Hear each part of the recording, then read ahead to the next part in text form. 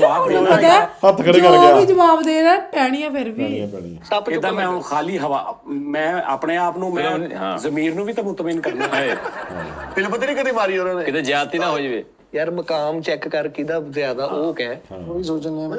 ਜੇ ਮਾਂ ਛੱਡ ਕੇ ਆਇਆ ਠਹਿਰ ਜੋ ਪਹਿਲੇ ਮੈਂ ਲਾਈਫਲਾਈਨ ਤੇ ਫਰੈਂਡ ਐਂਡ ਫੈਮਿਲੀ ਇਹ ਮੈਂ ਬਾਅਦ ਚ ਤੁਹਾਨੂੰ ਆਪਸ਼ਨ ਦਿਆਂਗਾ ਤੁਸੀਂ ਪਹਿਲੇ ਚੁੱਪ ਕਰ ਜਾਓ ਹਾਂਜੀ ਉਸਤਾਦ ਜੀ ਜੇ ਮੈਂ ਛੱਡ ਕੇ ਆਵਾਂ ਮਿਸਾਲ ਤੌਰ ਤੇ ਪਤੀਲਾ ਉੱਤੇ ਤੇ ਥੱਲੇ ਮਾਂ ਰਿਸ਼ਤਾ ਵੱਡਾ ਵਾ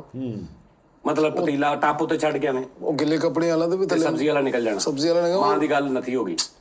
ਹੈ ਵੱਡੀ ਗੱਲ ਹੈ ਕਿ ਮਾਂ ਦੀ ਗੱਲ ਮੰਨਣੀ ਚਾਹੀਦੀ ਹੈ ਤੇ ਉੱਪਰ ਕੱਪੜੇ ਕੌਣ ਪਾ ਕੇ ਆਊਗਾ ਫਿਰ ਮੇਰੇ ਅੰਦਾਜ਼ੇ ਨਾਲ ਨਾ ਹਾਂਜੀ ਤੂੰ ਇਹਨਾਂ ਕੋ ਵੀ ਲੈ ਸਕਦਾ ਮਸ਼ਵਰਾ ਉੱਤੇ ਟੱਪ ਲੈ ਜੀ ਨਾ ਪਹਿਲੇ ਕੱਪੜਿਆਂ ਵਾਲਾ ਉਤੋਂ ਆਏ ਦੀ ਰੇੜੀ ਵਾਲੇ ਨੂੰ ਰੁਕ ਜਾ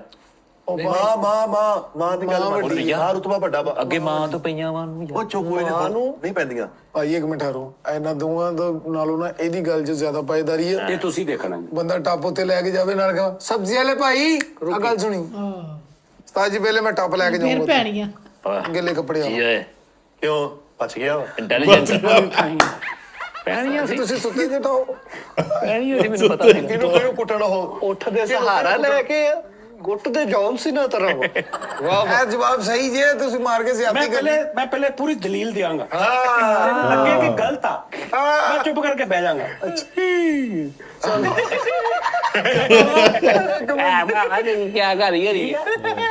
ਮੈਂ ਪਹਿਲੇ ਪੂਰਾ ਤੈਨੂੰ ਦੱਸਾਂਗਾ ਉਹਨੇ ਪਹਿਲਾਂ ਹੀ ਕਿਹਾ ਸੀ ਕਿ ਜੇ ਤੂੰ ਟੱਬ ਛੱਡਣ ਉੱਤੇ ਜਾਏਗਾ ਸਬਜ਼ੀ ਵਾਲਾ ਚੱਲ ਜੂਗਾ ਉਨੇ ਟਾਈਮ ਤੱਕ ਚੱਲ ਜਾਣਾ ਉਹਨੇ ਚੱਲ ਤੂੰ ਕਹੇਗਾ ਕਿ ਬਾਬਾ ਜੀ ਠੀਕ ਹੈ ਫੇਰ ਤੇਰੇ ਮੈਂ ਮਾਰਾਂਗਾ ਓਕੇ ਨਜਾਇਜ਼ ਆਪਾਂ ਕਦੇ ਨਹੀਂ ਕੀਤੀ ਕਿਸੇ ਨੇ ਓਕੇ ਡਨ ਹੋ ਗਿਆ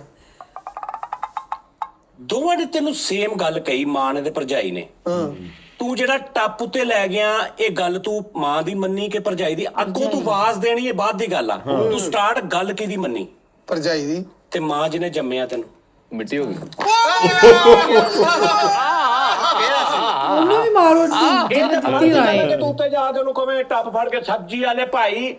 ਗੱਲ ਨਾਫਰਮਾਨੀ ਤੇ ਉੱਥੇ ਹੀ ਹੋ ਗਈ ਜਿੱਥੇ ਤੂੰ ਟੱਪ ਫੜ ਲਿਆ ਓ ਯਾਰ ਟੱਪ ਫੜਾ ਕੇ ਸਬਜ਼ੀ ਵਾਲਾ ਫੜਾ ਤਾਜੂ ਤੋਂ ਆਵਾਜ਼ ਵੀ ਤਾਂ ਦਿੱਤੀ ਆ ਨਾ ਬਾਤ ਦੀ ਗੱਲ ਆ ਜਦੋਂ ਤੂੰ ਟੱਪ ਫੜਿਆ ਉਦੋਂ ਦੋਵਾਂ ਚੋਂ ਇੱਕ ਦੀ ਨਾਫਰਮਾਨੀ ਹੋ ਗਈ ਹਾਂਜੀ ਮਾਂ ਦੀ ਨਾਫਰਮਾਨੀ ਜਿਹੜੀ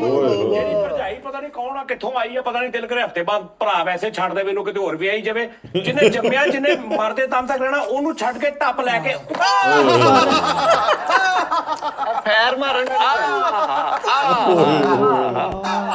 ਚੰਗੀ ਜੁੱਤੀ ਕਰੀ ਇਹਨੂੰ ਤਾਂ